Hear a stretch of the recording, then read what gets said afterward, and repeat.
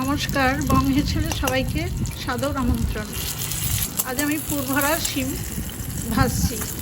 দেখুন, এরকম শিম ভাজা দিয়ে কিন্তু গরম ভাত খেতে খুব ভালো লাগে। আপনারা এইভাবে একবার করে খেয়ে দেখবেন। আমি কিভাবে এই রান্নাটা করলাম সেটা এখন আমি আপনাদের দেখাবো। রান্নাটা করবার জন্য দেখুন, আমি মিডিয়াম ফ্লেমে প্রায় 400 গ্রাম শিম, পুরো সেদ্ধ করব না, 50% সেদ্ধ করব। এই শিমগুলো কিন্তু আমি ভালো করে ধুয়েই সেদ্ধ করতে বসিয়েছি, কোনো পরিষ্কার করিনি। এই যে শিরাটা আছে সাইডের দুটো, সেগুলো কিছুই ফেলিনি। শিমটা সেদ্ধর সময় আমি দেখুন হাফ চামচ লবণ দিয়ে দিলাম। এই লবণটা তাহলে শিমের মধ্যে ঢুকে যাবে। শিম সেদ্ধগুলো আমি আর ঢাকলাম না, কারণ ঢেকে দিলে হয়তো নিচের শিম কটা একটু বেশি সেদ্ধ হয়ে যেতে পারে। সেজন্য একটু খুলেই আমি নেড়ে চেড়ে উল্টে পাল্টে দিচ্ছি। কিছুক্ষণের মধ্যেই কিন্তু শিমটা হাফ সেদ্ধ হয়ে গেছে। এবার শিমগুলো জল ঝরিয়ে তুলে আমি ঠান্ডা হতে দেবো। শিমগুলো আমি একটা থালায় ঠান্ডা করে নিয়েছি। এখান থেকে আমি ভালো দেখে বেছে বেছে 8টা শিম আলাদা করব। এখন এরকম চড়া চড়া খুব ভালো শিম পাওয়া যায়, সহজে সেদ্ধও হয়ে যায়। এই 8টা শিম দেখুন আলাদা করেছি। এই শিম কটাই আমি ভাজবো। এবার শিমগুলো দেখুন একটু পরিষ্কার করব। এই মোটা দিকটার এই শীতটাকেই শুধু ফেলবো।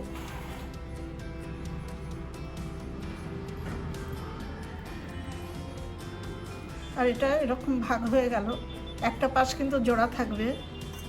আর শিমের বীজ কটাও বার করে নেব। এই যে একটা পকেটের মতো তৈরি করলাম। এভাবেই 8টা শিম আমি রেডি করব। দেখুন, এই 8টা শিম আমি ভালো করে পরিষ্কার করে নিয়েছি। ভেতর থেকে সব বীজ বার করে রেখেছি। এই বীজগুলো কিন্তু ফেলবো না। আর বাকি 8টা শিম আমি এরকম পরিষ্কার করে বীজ শুদ্ধ রেখেছি। পাশের যে শিরাগুলো, এগুলো সব ফেলে দিয়েছি। এবার এই গোটা শিম কটা আমি একটা ছোট মিক্সি জারে, 3টে লঙ্কা আমি একসাথে এই যে ফাটিয়ে দিচ্ছি।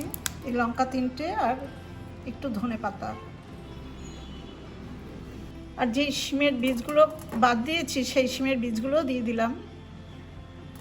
সব কিছু আমি একসাথে একটা পেস্ট তৈরি করব। জল ছাড়া আমি পেস্টটা তৈরি করে নিয়েছি। এই পেস্টের মধ্যে আমি অল্প একটু লবণ দেব, সামান্য গুঁড়ো হলুদ, 1 টেবিল চামচ সর্ষে, 1 টেবিল চামচ পোস্ত নিয়ে বেটেছি। এই মশলাটাও আমি এখানে দিয়ে দেব। এবার সবটা একসাথে খুব ভালো করে মিশিয়ে নেব। অল্প একটু চিনি দিলাম।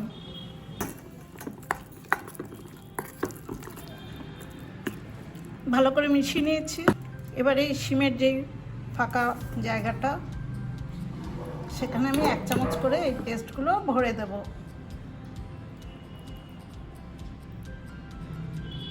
একটু এই কোনাগুলোতে একটু চেপে ঢুকিয়ে দিলে সবটা জায়গায় সমানভাবে মশলাটা থাকবে।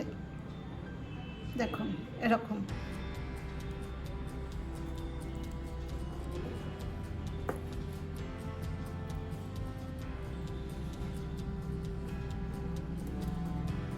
মুখটা আবার একটু চেপে দিলাম। এভাবে আমি সবকটা করে নেব। সবকটা শিমে মশলা ঢুকিয়ে নিয়েছি। এবার এগুলো একটা ব্যাটারে ডুবিয়ে আমি ডিপ ফ্রাই করব।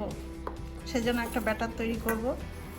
আর খুব বেশি মুচমুচে তৈরি করব বলে আমি এখানে চালের গুঁড়ো নিয়েছি হাফ কাপ, লবণ দিয়ে দিলাম হাফ চামচের একটু কম, গুঁড়ো হলুদও নিলাম 1/4 চামচ, আর হাফ চামচের কম একটু গুঁড়ো লঙ্কা।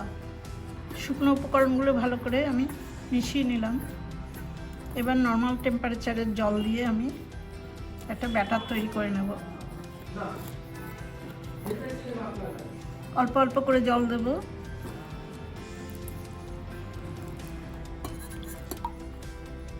ব্যাটারটা আমি গুলে নিয়েছি, খুব পাতলা করিনি, তাহলে শিমের গায়ে একদমই লাগে না। সেই জন্য একদম মোটামুটি এরকম করেছি।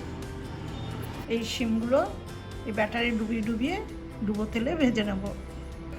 ভাজবার জন্য দেখুন আমি কড়াইতে অল্প পরিমাণে রিফাইন্ড অয়েল দিয়েছি, তাতে ব্যাটারে ডুবিয়ে শিমগুলো আমি এরকম দিয়ে দেবো।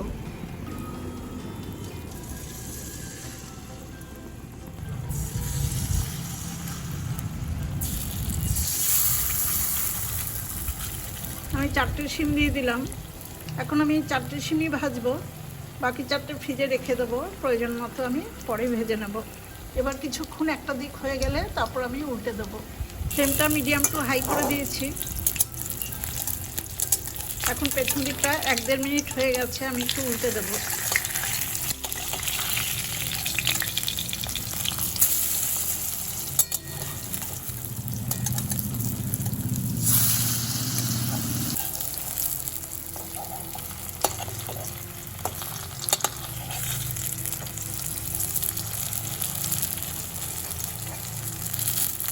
এবার আবার পেছন দিকটা ভালো করে ভেজে নেব।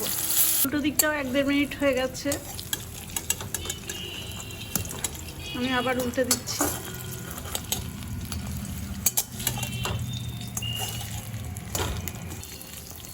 শিমটাকে কেটে আমি ভাগ করে দিচ্ছি।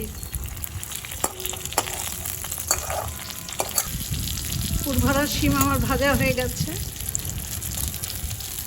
এবার আমি এগুলো তুলে নেব। শিম ভাজাগুলো একটা প্লেটে নামিয়ে নিয়েছি। এরকম শিম ভাজা গরম ভাতে খুব ভালো লাগে। ভেতরে মশলা আছে বলে ভাজাটা যে খেতে খুবই টেস্টফুল হবে সেটা আপনারা দেখলেই বুঝতে পারছেন।